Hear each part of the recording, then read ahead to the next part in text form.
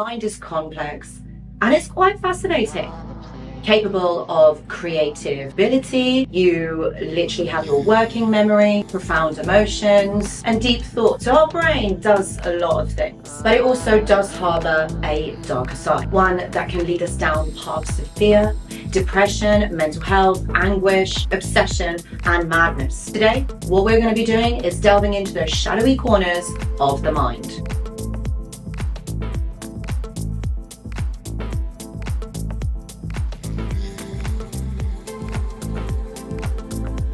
Hello everyone and welcome back. I hope that you're all doing really well. So today we're talking about the darker side of the mind. We've all got one, my friends, we've all got one. And whilst I would say that perhaps maybe it would be great that we didn't, or it would be something that you might even be afraid of or not really know too much about. But today, this is what we're going to be delving into. This is what we are going to be looking at. But my friends, just really quickly, I want to mention that I do go live on this channel at the end of every month. So that's once at the end of every month on a Tuesday. It's the last Tuesday of the month that I really will. If you have any questions or there's something that's on your mind, I'd say come on over because I could be answering your question. But do check the community tab because I usually just post on there when I'm going to be going live. Okay. So, my friends, let's talk about the darker side of the mind. It doesn't have to be something that destroys us. It's not something that we need to be afraid of, even though, like, I know a lot of people don't really talk about it or don't really explore it.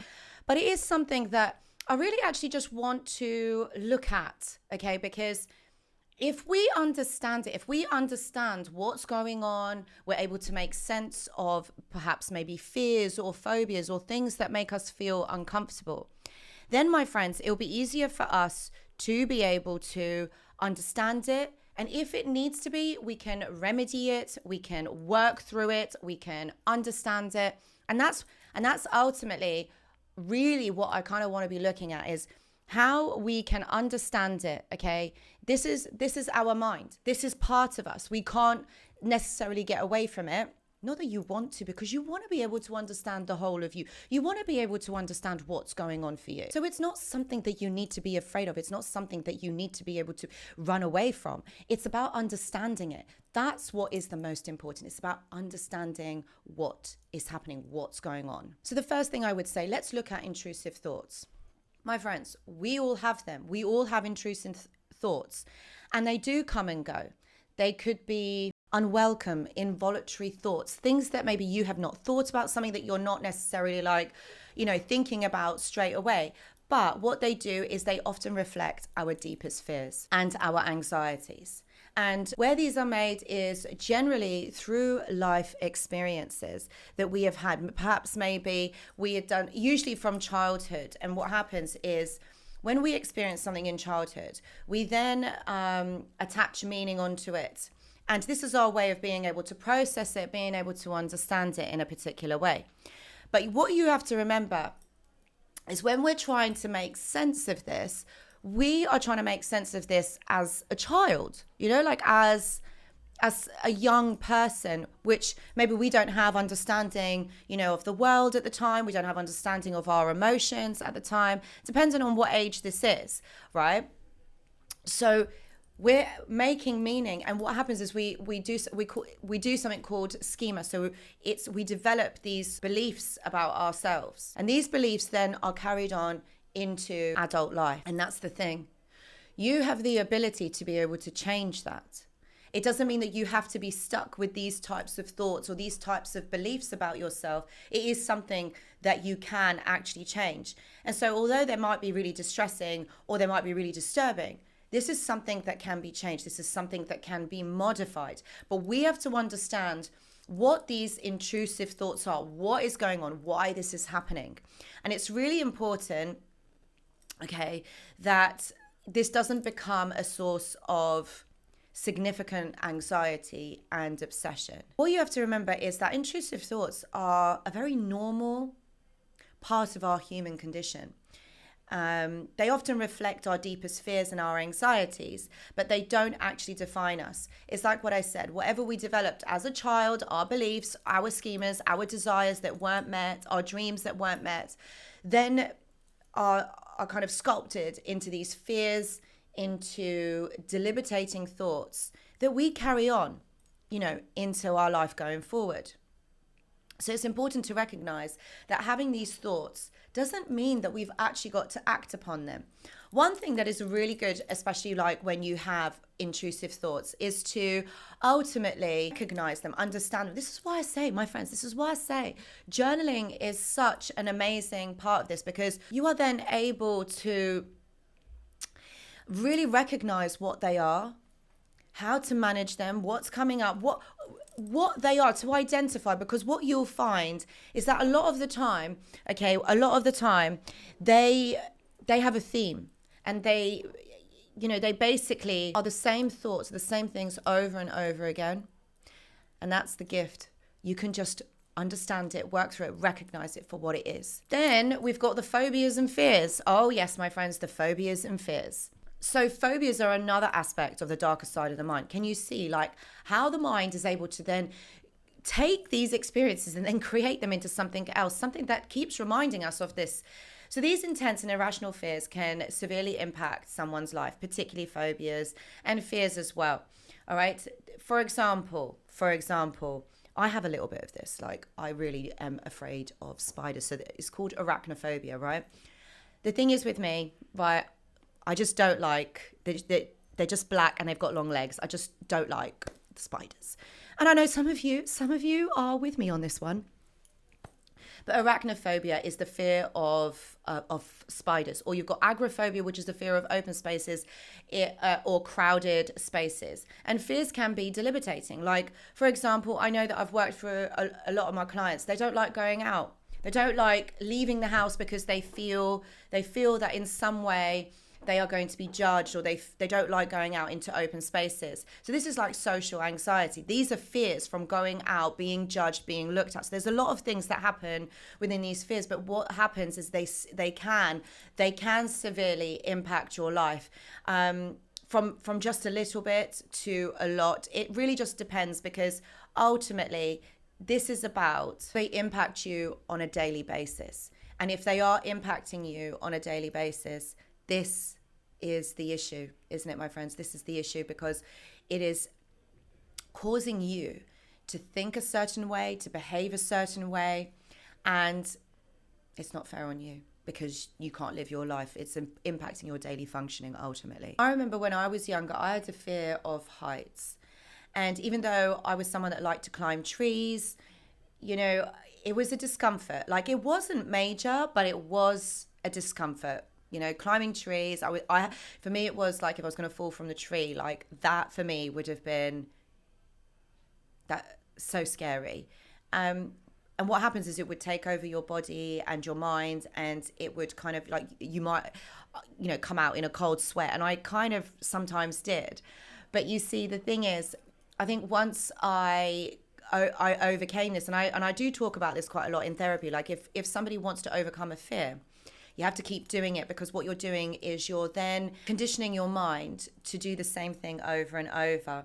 And so what happens is you then start to get used to it. And I think that's how you overcome fear, is doing something over and over. It's called exposure therapy, which I know that there's lots of different fears: fear of flying, fear of heights, fear of creepy crawlies, fear of shiny things. There's so many, but this is what the mind can do. It can really shut down and really impact you on such a profound level. So the next bit is the shadow self. And this has been talked about in recent kind of years, the shadow self. But it's not it's more of a kind of like street psychology term. The shadow self is more about the ego, being able to understand the ego. This is part of our psyche that contains repressed weaknesses, desires, and our instincts. And it's the darker side of our personality that we don't really tap into, or we don't really know a lot about. However, over recent terms, it has become very much a buzzword or a buzz term that's going on. And so this is really something that we need to kind of highlight and look at. Don't deny it, don't repress it, because the worst thing you can do is repress it. And I remember Freud, he talked about how when you repress something, what happens is it will come up in other ways. Perhaps maybe it will manifest in physical illnesses, or maybe tics going forward, or even in intrusive thoughts, which comes up as our fear. So ultimately, what you have to remember is that don't suppress this. Again, being able to look at our ego, being able to call this into light, is really important. And in terms of accepting these hidden aspects of ourselves, if you're repressing, if you're pushing it down, it means that you're hiding from yourself. And how are you ever able to be able to understand it and look at it and be able to acknowledge it and work through it if you are suppressing? You know, like for example, narcissistic individuals, they repress a lot. Okay, this is why they are the way that they are. This is why they have these personality traits. And of course, look how they impact you, how they impact others around them.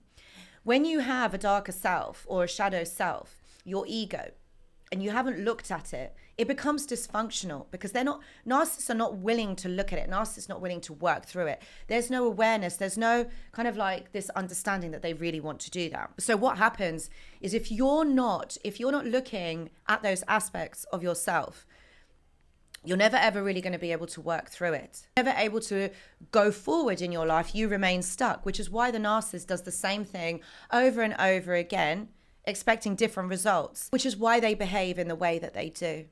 And ultimately, they are stuck in this mindset. They're stuck in this behavioral pattern, expecting different things to happen. This is about embracing your entire being, your light and your dark side, and about being able to accept this by working through it and really understanding yourself. The next one we have is mental illness. And mental illness can manifest itself in many various different ways, such as depression, anxiety, schizophrenia, personality disorders, and they represent more of the profound kind of mood disorders. And they are more challenging, posed by the darker side of the mind.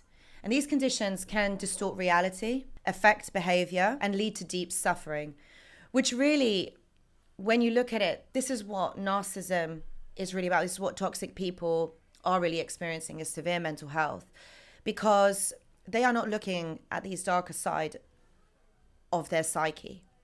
They are suppressing it. Perhaps maybe they don't want to face it. Perhaps maybe they are too afraid to face this. So this is why they repress it. The thing is, mental illness is not a sign of weakness. It's about being able to work with it, understand it. I think most of us experience anxiety. Most of us experience a depression. But when you're experiencing on a more kind of debilitating aspect or this part of the scale, this is where it becomes interrupting to your functioning, to your daily life. And having worked in mental illness for many years, I can see the cycles of it. I can see what happens in the way that people think, the way that we also think about ourselves. And this is why I really wanted to make this video, because honestly, when we look at ourselves, when we look at who we are, it's about embracing all of it. We may have debilitating thoughts or intrusive thoughts about the way that we look, the way that we are, the way that others perhaps maybe interpret us.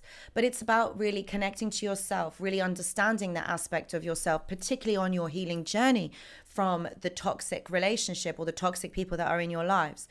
It's like what I always say, this isn't about just kind of healing from a relationship, healing from a person. This is a whole life overhaul. And it's really important for us to be able to look at this, be able to understand what we are, what's going on. It is really important for us to embrace all of it, because that is what is really important. It's about accepting you as a whole. And when we don't, when we repress, when we do all of these things, this is where mental illness happens. It becomes more distressing for us. It becomes more challenging for us. So it's about acceptance. It's about connecting back to ourselves of who we are. So the darker side of the mind can really be a terrifying place, but it's also a place that makes us human. by understanding and confronting these aspects of ourselves, we can find strength and resilience in our own being. And of course, we can do this. We can overcome anything. If you have found this video insightful, please do give it a thumbs up. Please share it to someone who you feel might want to hear more or want to know a little bit more about this topic. Don't forget to subscribe and hit the bell button for more deep dives into the mysteries of the mind. And if you are someone that is struggling, or someone that you know that is struggling with mental health issues, or maybe someone is going through this, please know that I do offer one-to-one consultations. Please see the description box below for more details. Guys, thank you so much for watching, and I hope to see you in the next video. Goodbye.